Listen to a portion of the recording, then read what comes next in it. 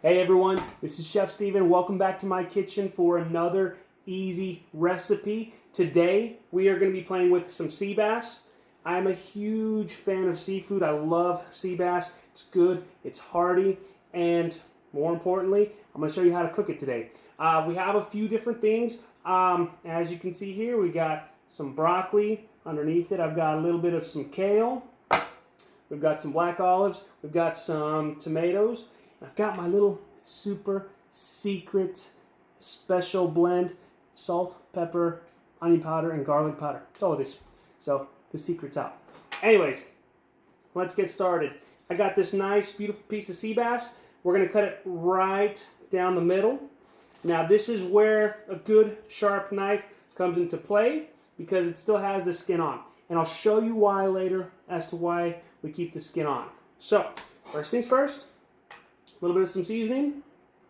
You want to season all over. You want to stand it up. And you even want to season the skin. The reason being is because there's still a lot of flavor in the skin. And when it's cooking, a lot of the times I like to leave it skin side down, and all that flavor will move up into the skin. Or into the meat, that is. Next step, I guess let's start cooking all this for our fast, easy meal. Okay, first thing, we are preheating our pan to a nice little medium.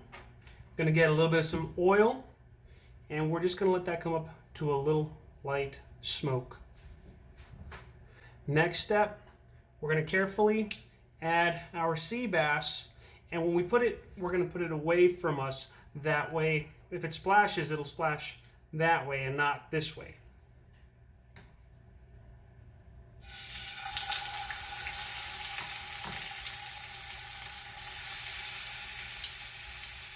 We're going to let that go for about 2 minutes, 3 minutes per side. We're going to flip it. We're going to let it go another 2-3 minutes on the other side. We're going to stand it up, and then we're going to start adding our vegetables to that as well.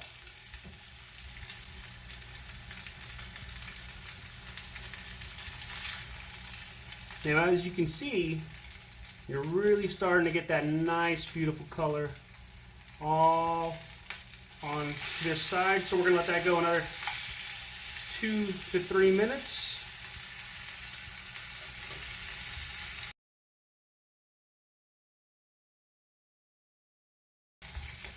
At this point, we want to start adding our broccoli.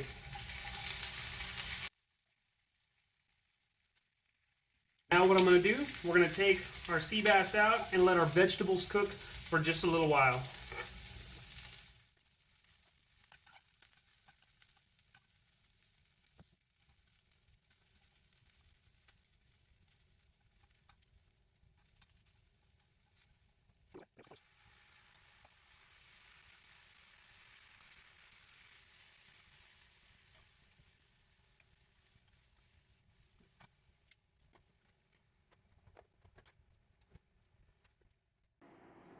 Okay, we got our sear on our sea bass. We took it out of the pan, let that rest. We cooked our vegetables down. Again, we were doing broccoli, kale, olives, some tomatoes. We added a little bit of seasoning.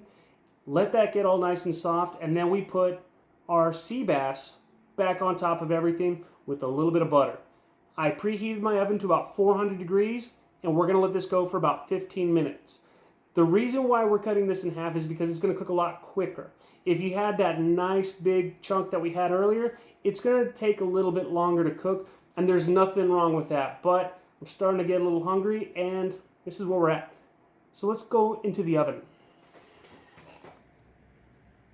After about 15 minutes in the oven, this is where we're at. You got that nice bright color. You got the nice sear.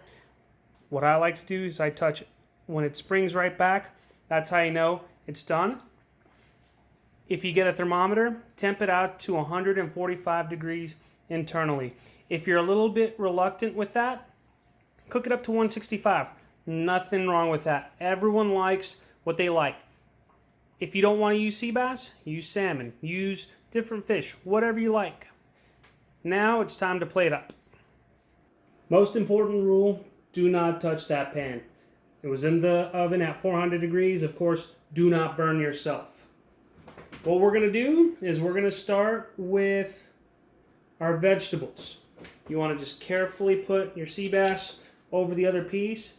And if you're using a non-stick pan, you want to be very careful about using tongs, as you don't want to scrape it all up.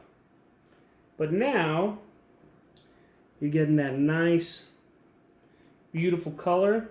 You're getting your tomatoes. You're getting your olives, your greens.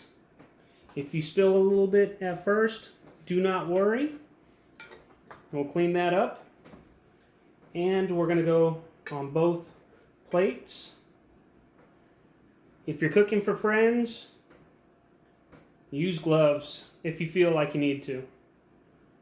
Nothing wrong with that.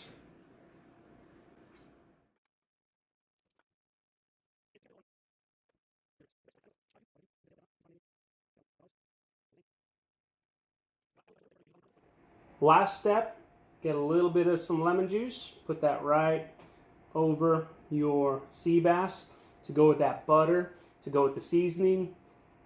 I guess let's try this, shall we?